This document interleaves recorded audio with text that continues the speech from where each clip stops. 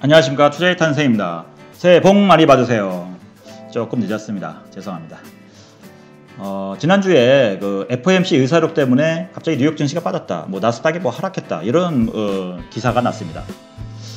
뭐 주식 투자자들께서는 뭐 잘 아시는 내용이지만 부동산 투자만 하시는 분들께는 아마도 생소하실 내용일 것입니다.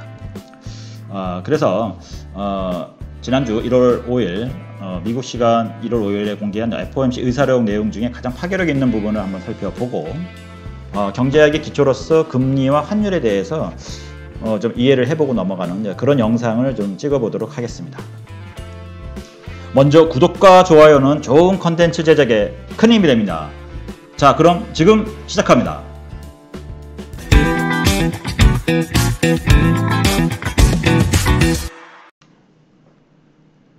지난주에 그 뉴욕 증시가 FOMC 의사록 때문에 빠졌다, 이런 뉴스가 나왔고요. 그리고 그 골드만삭스에서 미국의 이제 올해 금리를 4번이나 인상하겠다는 뭐 이런 전망이 나왔습니다. 즉 페드, 그러니까 미국의 중앙은행이 기준금리를 올해 4번이나 인상하고 양적 긴축을 7월로 앞당기겠다라고 전망을 했습니다. 그러면 이제 이런 내용이 이제 정확하게 이제 이해 못하시는 분들도 있어서 그거를 간략하게 먼저 페드가 뭐냐, 즉 미국의 중앙은행의 체제부터 간략하게 설명을 해드리고 넘어가겠습니다. 그 페드 이제 시스템이라는 것은 일단 그 미국의 중앙은행으로서 더 페드가 있고요. 그 페더럴 리저브 시스템인데 보통 더 페드라고 부릅니다. 그 밑에 이제 3개의 핵심 주체가 있습니다. 페드 이사회, 그다음에 12개의 지역 연방은행, 그다음에 연방공개시장위원회라고 하는 FOMC, 페더럴 오픈 마켓 커미티라고 부르는 연방공개시장위원회가 있습니다. 여기에는 페드 이사가 7명, 그다음에 지역 연방은행 총재가 5명으로서 그 금리 결정권을 갖고 있습니다. 그 FOMC는 45일에 한 번씩 개최를 합니다. 1년에 한 8회 정도 한다고 보시면 됩니다. 그 페드의 그 제롬 파월 의장을 포함해서 부의장과 각 지역 총재들이 모여가지고 미국의 금리와 통화 정책을 결정하게 됩니다. 그러니까 1년에 한 8번 정도인 것이죠. 그 페드의 통화 정책이 전 세계에 달러를 공급하는 핵심 역할을 하기 때문에 전 세계에서 FOMC를 예의주시하고 그를 항상 지켜보고 있습니다. 그거에 따라서 그 전 세계의 주식이 이렇게 오르락 내리락, 모든 금융시장이 오르락 내리락 하는 그런 아주 막강한 파워를 가지고 있는 것이죠. 그 보통 그 FOMC는 회의를 진행한 후에 약 2주 후에 정식 의사록이 공개가 됩니다. 지금 오늘 이제 보여드릴 거는 실제로 이제 그 지난달 2021년 12월 14일, 15일에 이제 일어난 것인데 한국 시간으로 이제 1월 6일 날 이게 공개가 된 것입니다. 근데 여기에 이제 이게 지난달에도 공개가 돼서 대충 다 알고 있는 내용인데도 불구하고 의사록의 글씨를 보고 나서 깜짝 놀라서 주식이 빠지는 이런 뭐 현상이 일어나는데, 얼마나 왜 이게 이렇게 강력하냐, 그 중에서 가장 강력한 부분은 의사록 내용이 엄청나게 많은데 그 중에서 좀 저희가 발췌를 해왔습니다. 그 내용을 보시면 여기에 그 트레저리 시큐리티즈, 그러니까 국채하고 그다음에 MBS를 이거를 이제 매년 1,200억 달러씩 매집을 해서 현금을 1,200달러씩 뿌렸는데 이것을 올해 22년 3월에 끝내겠다 라는 것을 명시적으로 나왔고, 그 다음에 또 중요한 게 그 Federal Funds Rate, 즉 기준금리를 갖다가 기존에 내년 1사분기, 그러니까 23년 1사분기에 금리를 올리겠다라고 그 전에 했었는데 이거를 22년 6월로 앞당기겠다, 이렇게 지금 명시적으로 나왔습니다.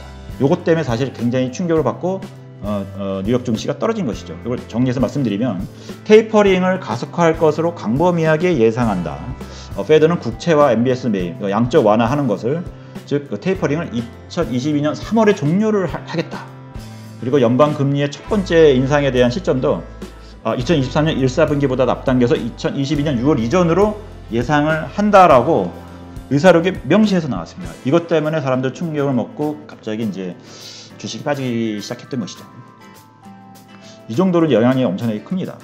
여기에 내용을 보시면 이게 이제 기사 내용 중에 하나가 FOMC 정례회의의 의사록이 기존에는 그 비둘기적인 어떤 그런 거에서 매파적 통화 긴축 선호하는 쪽으로 선회가 했다. 그래서 이제 추세가 바뀌었구나, 긴축이 올 수 있겠구나, 이런 느낌 때문에 뉴욕 증시가 하락을 했던 것이고요. 여기에 이제 구체적으로 거의 모든 참석자가 첫 금리 인사 이후에 어느 시점에 대차 제도표를 축소하겠다, 이 대차 제도표 축소를 시작하는 것이 적절하다고 동의를 했다라고 내용이 나와 있습니다. 이 대차 제도표를 축소한다는 것은 그 중앙은행의 양적 긴축을 하겠다라는 그런 뜻입니다. 이런 것을 논의하기 시작했다. 즉 현금을 빨아들이겠다는 얘기죠. 현금을 지금 그 양적 완화하는, 계속 현금을 풀고 있는, 헬리콥터 머니를 계속 뿌리고 있는데 그런 거에서 이제는 쫙 흡수하겠다. 그러면 현금이 그 달러가 줄어들게 되겠죠. 그러면 이제 지금 이제 인플레 같은 것을 조절해서 이게 좀 가라앉힐 수 있는 그런 것을 시작하겠다라는 것입니다. 예전 경험에서는 그 연방금리가 첫 인상이 있은 다음에는 거의 2년 후에는 양적 긴축, 그러니까 대차제도표 축소, 이것을 시작을 했었는데, 이게 이제 지금 갑자기 지금 이런 그 양적 완화하는 이제 비둘기적인 정책에서 이제는 양적 긴축, 매파적으로 전환됐다. 요게 가장 요번에 나온 의사록의 가장 핵심적인 내용이 되겠습니다.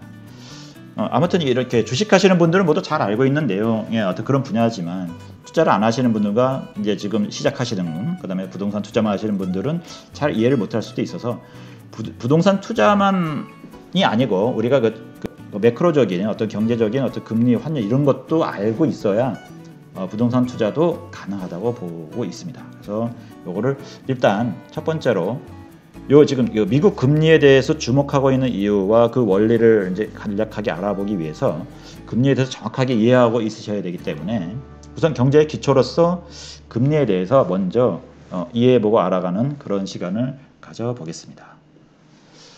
금리와 환율은 기본적으로 돈의 값어치, 돈의 가치라고 생각하시면 됩니다. 금리는 그 대내적인 돈의 값어치고요. 환율은 대외적인 어떤 돈의 값어치라고 보시면 됩니다. 즉 화폐 공급이 늘어나면 그 시중에 돈이 넘쳐나게 됩니다. 그래서 돈을 구하기가 쉬워지게 되죠. 그러면 돈이 필요한 사람은 가장 낮은 금리를 제공하는 사람, 그러니까 그 가장 낮은 금리의 은행에 가서 돈을 빌리게 됩니다. 즉 그 화폐 돈의 공급이 많아지게 된다면 이 수요와 공급의 법칙에 의해서 그 화폐의 가치, 즉 금리를 Y축으로 놓고 화폐량, 수량을 X축으로 놨을 때 화폐 돈의 공급이 많아지면은 이 공급거성 자체가 우측으로 이동합니다. 그러면서 지금 그 새로운 균형점이 생기면서 돈의 값어치, 즉 금리가 떨어지고 그다음에 그 화폐량은 많아지게 되는 것이죠. 즉 돈의 가치가 떨어져서 결국 금리가 내려가는 것을 의미를 하게 됩니다. 즉 A에서 B로 균형점이 이전되는 것이고요. 반면에 화폐 공급, 즉 돈의 공급이 부족하게 되면, 그 공급을 부족하게 된다 그러면 그 공급 곡선 자체가 좌측으로 이동하게 됩니다. 그렇다 그러면 균형점이 기존의 B에서 A점으로 새로운 균형점으로 이동하게 됩니다.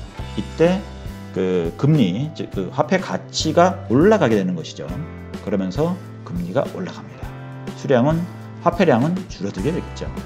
즉 돈을 원하는 사람의 수요는 증가하는데 그만큼 돈의 공급이 충분하지 않아서 돈이 급한 분들에게 높은 금리를 부르면서 돈을 빌려주게 되는 것이죠.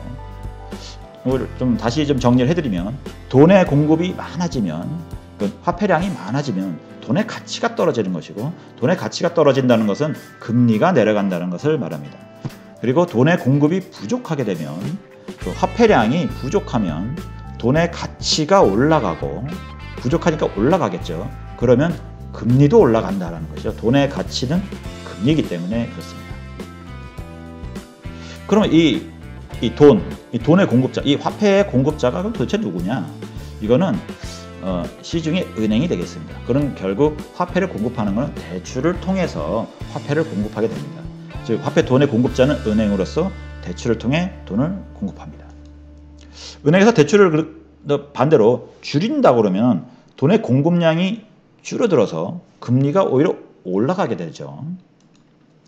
은행에서 대출을 줄이면 돈의 공급량이 줄어서 금리가 오르고 대출을 늘리면 시중의 공급의 돈이 늘어나기 때문에 금리가 하락합니다. 이러한 금리의 급등락에 대해서 조절하지 않으면 시중의 돈줄이 마르게 되고 경제가 망가질 게 뻔합니다. 그렇기 때문에 거의 모든 국가에서 필요로 하는 것이 현금을 찍어낼 수 있는 중앙은행의 역할이 필요합니다. 그 중앙은행이 금리 정책을 결정해서 경제를 조절하는 주체이기도 합니다. 즉 중앙은행의 역할이 경제를 향상시키거나 하락하는 그런 굉장히 중요한 역할을 한다는 것입니다. 그 중에서도 전 세계에 달러를 공급하는 즉 기축통화를 찍어내는 미국의 연방준비제도가 있습니다. 즉 보통 연준이라고도 하거든요. 연준 또는 페드라고도 부르는데 이 연준이 가장 강력한 힘을 갖고 있어서 전 세계에서 주목을 하고 있는 것이죠. 그리고 이제 화폐 공급 시의 경기 순환을 간단히 살펴보면 화폐를 이제 많이 공급하게 되면 화폐량이 증가하게 되고 그러면은 금리가 화폐 가치가 떨어져서 금리가 하락하게 됩니다. 그러면 금리가 하락하면 기업이 투자를 증가하게 되죠. 대출을 많이 받아서 투자를 증가하게 됩니다. 그러면 고용이 증가를 하고 그럼 고용이 증가해서 또 임금도 상승하게 되고 경기가 상승합니다. 그러면 이제 인플레이션이 발생하기 시작하죠. 그럼 인플레이션이 어느 정도 발생을 한다라고 하면 중앙은행에서는 다시 금리를 올려서 이 경기 상승에 대한 것을 조절하게 됩니다. 그럼 금리가 이제 중앙은행에서 금리를 상승시키면 그거는 결과적으로 화폐 공급을 줄인다는 뜻이고 화폐량이 줄어들어서 대출이 감소되고 기업의 투자가 감소돼서 고용이 감소하고 경기가 하락하게 되는 잘못하면 이 디플레이션이 발생할 수도 있겠죠. 즉 이제 금리가 결국에는 경기를 선순환을 시키기도 하고 악순환으로 가기도 한다. 요거를 이해하시면 되겠습니다. 기본적으로 이번 시간은 하여튼 금리의 이해로서 돈의 가치, 돈의 값어치라는 것은 금리다, 이자다 라는 것이고요. 화폐의 가치는 수요와 공급의 법칙에 따른다. 즉 화폐량이 많아지고 적어짐에 따라서 금리가 올라가고 내려간다. 그리고 중앙은행에서 화폐, 즉 돈을 시중은행에 공급을 하는 그런 역할을 하면서도 그러면서 금리로 경기를 조절하는 역할도 하고 있습니다. 또 기업의 투자가 그러니까 금리가 낮아서 기업의 투자가 늘어난다고 하면 대출의 수요가 늘어나서 돈의 값어치인 금리가 상승하게 되죠. 이게 중앙은행에서 각국의 중앙은행에서 하는 것이고 그 중에서도 가장 중요한 미국의 페드를 전 세계에서 주목하고 있다. 즉 요즘에는 미국 경기가 전 세계에 동조화 현상을 일으키기 때문에 미국의 경제가 어떻게 돌아가느냐에 따라서 바로 즉각 우리나라와 같은 다른 나라로 바로 전달되기 때문에 미국 연준의 이 말 한마디 그다음에 의사로 회의록 그야말로 회의록의 글자 하나도 굉장히 좀 민감하게 반응하는 그런 시대가 되고 있는 것입니다. 그래서 금리가 매우 중요하다라는 것을 꼭 명심하시기 바랍니다. 영상이 길어져서 원래 환율도 좀 별도로 또 해야 되는데 그거는 좀 나중에 별도로 만들어 보겠습니다. 긴 영상 시청해 주셔서 감사합니다.